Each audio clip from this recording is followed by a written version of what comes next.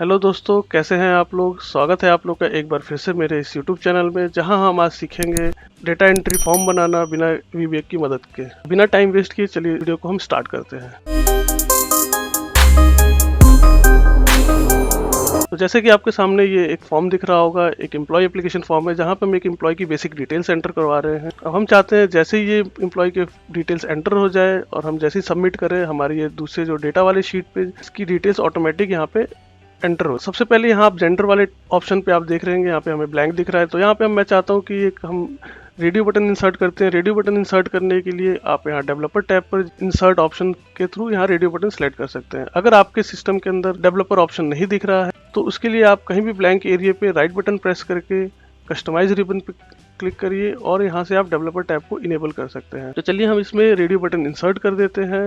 हमने यहाँ पे ये रेडियो ऑप्शन को सिलेक्ट कर लिया है और जहाँ पे भी हमें इंसर्ट करना है वहाँ हम इसे ड्रैग कर देंगे। ये हमारा एक हो गया मेल के लिए। हमें इस फीमेल के लिए भी इंसर्ट करना है तो हम इसको कॉपी कर लेंगे और इसको वापस से पेस्ट कर लेंगे। पेस्ट करते ही ये देखिए यहाँ पे हमारे पास एक और रेडियो बटन आ चुका है। इस ऑप्शन के टेक्स्ट को चेंज कर देते हैं। यहाँ पे एडिट टेक्स्ट के थ्रू आप चेंज कर सकते हैं। यहाँ मैंने मेल लिख दिया, यहाँ मैं इसको फीमेल कर देते हैं। तो यहाँ पे हमारे पास दो रेडियो बटन इंसर्ट हो चुके हैं। आप अलाइनमेंट अपने अकॉर्डिंग यहाँ पे एडजस्ट कर सकते हैं। डिपार्टमेंट और ब्लड ग्रुप वाला ऑप्शन है। यहाँ पे हम चाहते हैं एक लिस्ट इंसर्ट करना। लिस्ट इंसर्ट करने के लिए आप डेटा टैब पर जाइए। डेटा टैब से आप डेटा वैलिडेशन ऑप्शन पे क्लिक करिए और यहाँ से आप लिस्ट ऑप्शन को सिलेक्ट कर लीजिए। जो लिस्ट इंसर्ट करना है आप कॉमा के थ्रू यहाँ पे अपने उन ऑप्शंस की लिस्ट को एंटर कर सकते हैं। तो ये मैंने कॉमा के थ्रू यहाँ पे एंटर कर दिया है और ओके कर देता हूँ।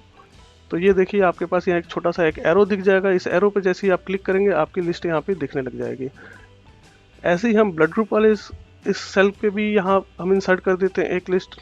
इंसर्ट करने के लिए वही सेम प्रोसेस फॉलो करना है आपको। डेटा टैब से जाके यहाँ पे डेटा वैलिडेशन और यहाँ से हम लिस्ट को सिलेक्ट कर लेते हैं और यहाँ सोर्स वाले ऑप्शन पे हम कॉमा करके यहाँ पे अपनी लिस्ट को एंटर कर देते हैं। एंटर करने के बाद ओके कर देते हैं। तो ये देखिए जैसे इस छोटे एरो पे मैं क्लिक करूंगा ये देखिए हमारे पास पूरी ब्लड ग्रुप की लिस्ट आ गई जो भी हमने यहाँ पे इंसर्ट किया होगा। अब मैं ये चाहता हूँ जैसे ही हम इन सभी सेल्स के ऊपर हम कुछ भी एंटर करें, एंटर करते ही इसका कलर चेंज हो जाए। मान लीजिए यहाँ पे ग्रीन कलर में चेंज हो जाए। तो उसे करने के लिए हम यहाँ पे कंडीशनल फॉर्मेटिंग ऐड करेंगे। कंडीशनल फॉर्मेटिंग आप ऊपर आई बटन पे क्लिक करके आप कंडीशनल फॉर्मेटिंग के मेरे वीडियो पे जा सकते हैं और या फिर मैं उसका लिंक आपको डिस्क्रिप्शन बॉक्स में डाल दूंगा।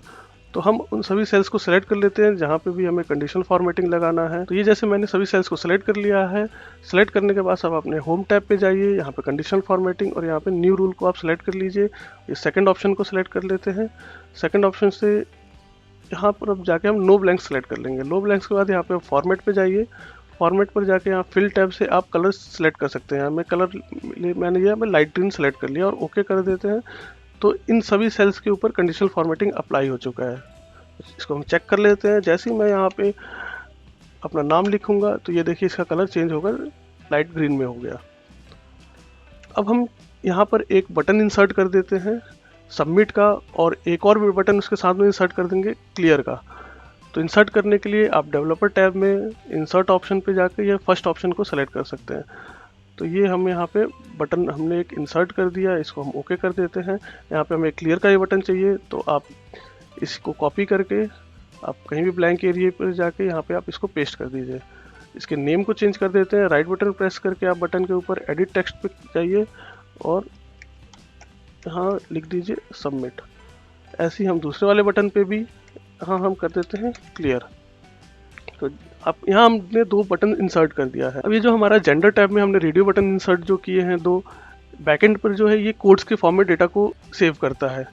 तो जैसे अगर मेल सेलेक्ट करूँ तो वो बैकएंड पे 1 सेलेक्ट करता है और जैसे ही मैं फीमेल सेलेक्ट करूँगा तो बैकएंड पे 2 सेलेक्ट करता है। तो इसके लिए हम इसके बैकएंड के कोड को किसी सेल पे लिंक कर देते हैं। सेल पे लिंक करने के लिए आप इस पर राइट बटन दबाइए, रेडियो बटन पे फॉर्मेट कंट्रोल पे जाइए और यहाँ पे जो सेल लिंक है ऑप्शन, यहाँ पे अपने किसी एक सेल का लिंक दे सकते हैं। यहाँ पे मैंने D34 का एक लिंक दे दिया है तो हम ओके कर देते हैं। तो ये देखिए यहाँ पे 2 आ गया है। ऐसे ही यहाँ पे देखिए 1 आ गया। अब इसी के सामने यहाँ पर हम लिख देते हैं, एक हेडर दे देते हैं कि ये हमारा एक जेंडर के लिए ये रो है। और अब हम इस कोड को टेक्स्ट फॉर्म में चेंज करते हैं। तो टेक्स्ट फॉर्म में चेंज करने के लिए यहाँ पे एक कंडीशनल इफ स्टेटमेंट हम लिख देते हैं। उसके लिए हम यहाँ पे लिखेंगे इफ, फार्मूला लगाएंगे।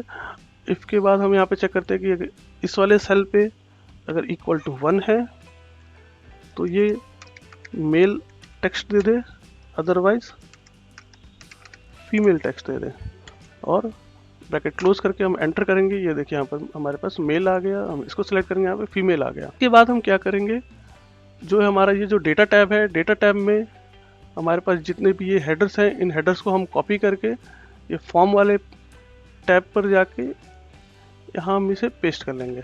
जैसे कि हमने यहाँ पे पेस्ट कर दिया है, अब हम यहाँ पे एक बार डेटा को फिल कर लेते हैं एक रैंडम नेम से। मैं यहाँ पे एक रैंडम नेम दे देता हूँ, यूएन नंबर, डिपार्टमेंट। यहाँ पे डिपार्टमेंट आप कोई भी एक लिस्ट में से सेलेक्ट कर सकते हैं। अब ब्लड ग्रुप में भी आप कोई एक ब्लड ग्रुप हम यहाँ पे इंसर्ट कर देते हैं। तो जैसा कि हमने यहाँ पे इस फॉर्म को फिल कर दिया है, अब हम यहाँ पे इन रो नंबर 36 पे इनके कॉरेस्पॉन्डिंग जो भी ये ग्रीन हाइलाइटेड सेल्स हैं उनको हम यहाँ लिंक कर देंगे। लिंक करने के लिए आप इक्वल टू साइन के थ्रू आप उस सेल को सिलेक्ट कर लीजिए, ग्रीन सेल को, और यहाँ पे एंटर कर दीजिए। तो ये देखिए यहाँ पे वो टेक्स्ट जो यहाँ पे लिखा हो वो टेक्स्ट यहाँ पे ऑटोमेटिक पेस्ट हो गया। ऐसे ही हम सभी सेल्स के लिए कर लेंगे। फादर्स के लिए हम सिलेक्ट कर देते हैं, यहाँ पे जेंडर वाले सेल के लिए अब हम यहाँ से नहीं सिलेक्ट करके हम यहाँ से सिलेक्ट कर लेंगे। तो ये मैंने ये सिलेक्ट कर लिया, देखिए यहाँ पे मेल आ गया। ऐसे ही हम इन सभी सेल्स को सेलेक्ट कर लेंगे। अब जैसा कि ये सारी डिटेल्स हमारे इस रो नंबर 36 पे आ चुकी हैं, तो अब हमें इस डेटा को इस फॉर्म वाली शीट से मूव करके डेटा वाली शीट पे मूव करना है। तो इसके लिए हम एक छोटा सा मैक्रो रिकॉर्ड करेंगे। मैक्रो रिकॉर्ड करने के लिए आप ये डेवलपर टैब से रिकॉर्ड मैक्रो वाले ऑप्शन पे क्लिक कर सकते हैं। क्लिक किया हमने, यहाँ हम मैक्रो को एक नाम दे देते हैं, इंसर्ट दे दिया और ओके कर दें। ओके करते ही अब यहाँ पे आप देख रहे हैं रिकॉर्डिंग हमारी स्टार्ट हो चुकी है। रिकॉर्डिंग स्टार्ट होते ही अब हमें क्या करना है, जो ये हमारा रो नंबर 36 है, इसके फर्स्ट सेल पे हमें सेलेक्ट करना है और कंट्रोल शिफ्ट राइट के थ्रू हमें इस सेल के सभी डेटा को सेलेक्ट कर लेना है। सेलेक्ट करने के बाद हम इसको कॉपी करेंगे। कॉपी करने के बाद हम अपने डेटा शीट पे जाएंगे और रो नंबर 2 पे सेलेक्ट करके राइट बटन प्रेस करके पेस्ट स्पेशल, और यहाँ हम वैल्यूज सेलेक्ट कर लेंगे और ओके कर देंगे। ओके करते ही हमारे पास डेटा पेस्ट हो जाएगा। उसके बाद हम वापस अपने फॉर्म वाली शीट पे जाएंगे। फिर हमें क्या करना है, इसके साथ साथ हमें ये जो हमारा डेटा है, जैसे ही हम सबमिट कर दें, हमारा जो ये भी जितना भी डेटा है ये ऑटोमेटिक डेटा क्लियर हो जाना चाहिए। क्लियर करने के लिए हम फिर कंट्रोल के साथ में इन सभी सेल्स को सेलेक्ट कर लेंगे जो भी हमारे पास ग्रीन हाइलाइटेड सेल्स है। तो ये मैंने सभी सेल्स को सिलेक्ट कर लिया। साथ में हम जेंडर को भी क्लियर कर देते हैं। ये जेंडर के लिए मैंने इस वाले कोड को सिलेक्ट कर लिया और हम सिंपल डिलीट बटन को प्रेस कर देंगे। जैसे डिलीट बटन प्रेस करेंगे तो ये देखिए यहाँ पर सारा डेटा क्लियर हो चुका है। अब यहाँ से हम मैक्रो को स्टॉप कर देंगे। तो मैक्रो रिकॉर्डिंग हमारी स्टॉप हो चुकी है। अब इसके हम कोड को देखते हैं। कोड देखने के लिए Alt F11 का आप यूज़ कर सकते हैं। Alt F11 प्रेस करेंगे तो ये देखिए हमारे पास इसका कोड हमारे पास लिख के आ गया। अब ये तो हमारा हो गया इंसर्ट वाले का फंक्शन हो गया। अब हमें क्लियर वाले के लिए भी यूज़ करना है, तो इसके लिए आपको सिंपल इस पूरे फंक्शन को कंट्रोल A के थ्रू कॉपी करना है और यहाँ एक एंटर प्रेस करके यहाँ आप पेस्ट कर देना है। पेस्ट करने के बाद से हम इसको एक चेंज कर देते हैं। यहाँ पे मान लीजिए इसको हम नाम क्लियर दे देते हैं और फिर हमें क्या करना है, इसमें से कुछ रोज को डिलीट कर देना है। ये रेंज A13 डॉट सेलेक्ट के तक की जितने भी सेल्स हैं इनको हम यहाँ पे डिलीट कर देंगे। डिलीट कर दिया और हमें यहाँ पे कुछ नहीं करना है। ये क्लियर हो, हमारा फंक्शन क्लियर हो चुका है। अब हमें इंसर्ट वाले मैक्रो में यहाँ पे एक हार्ड कोडिंग हो रखी है। A2 वाला जो हमारा सेल है यहीं पे ये हर बार डेटा को पेस्ट करेगा, तो यहाँ पे हम इसको डायनामिक कर देते हैं। डायनामिक करने के लिए आपको अपने कोड के अंदर एक छोटा सा चेंज करना होगा। जो रेंज A2 वाली जो लाइन है यहाँ पे इस कोड को हम इंसर्ट कर देता हूँ। ये कोड सिंपल क्या करेगा, हमारा जो डेटा वाला जो शीट है उस शीट का जो भी लास्ट रो होगा उसको फाइंड करके उसका जो नेक्स्ट सेल है उसको सेलेक्ट कर लेगा। बस ये इतना छोटा सा काम कर रहा है। अब हम अपने मैक्रो पे जाते हैं। ये हमारा मैक्रो आ चुका है। एक हम एंट्री डालकर एक बार चेक कर लेते हैं क्या है हमारा ये मैक्रो ठीक से काम कर रहा है या नहीं। तो यहाँ पे हम एक डिटेल जल्दी से एंटर कर लेते हैं। तो जैसा कि हमने यहाँ पे डिटेल्स फिल कर दिया है, डिटेल्स फिल करने के बाद से सबसे पहले अभी यहाँ पे हम इन दोनों बटन्स पे मैक्रो को असाइन कर देते हैं।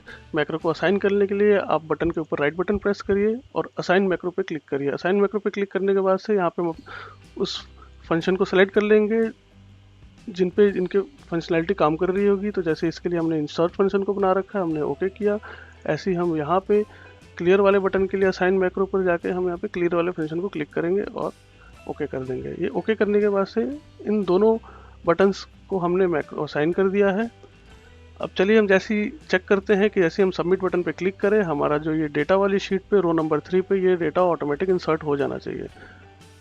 तो यहाँ पे हम सबमिट करते हैं, चलिए चेक करते हैं। ये देखिए यहाँ पे हमारे पास रो नंबर 3 पे डेटा ऑटोमेटिक यहाँ पे इंसर्ट हो चुका है। ये हमारा एम्प्लॉय का एप्लीकेशन फॉर्म बन चुका है। अब हम इन 3 रोज को हाइड कर देते हैं। हाइड करने के लिए आप तीनों रोज को सेलेक्ट करिए, राइट बटन दबाइए और हाइड कर दीजिए, ताकि ये बैकएंड पे तो काम करेंगे लेकिन हमें ये नहीं दिखेगा।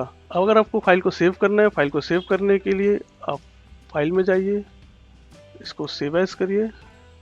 सेव एज करने के बाद आपको इसको XLX फॉर्मेट में नहीं करना है, आप इसको XLAM फॉर्मेट में सेव करना है। सेव करने के बाद आप यहाँ पे क्लिक कर दीजिए सेव पे। अभी हमारा फाइल सेव हो चुका है। आई होप आप लोगों को ये वीडियो अच्छा लगा हो तो कृपया इस वीडियो को लाइक करें, अपने दोस्तों के साथ शेयर करें, और अगर अब तक आपने इस चैनल को सब्सक्राइब नहीं किया है तो कृपया इस चैनल को सब्सक्राइब करें। Thank you so much.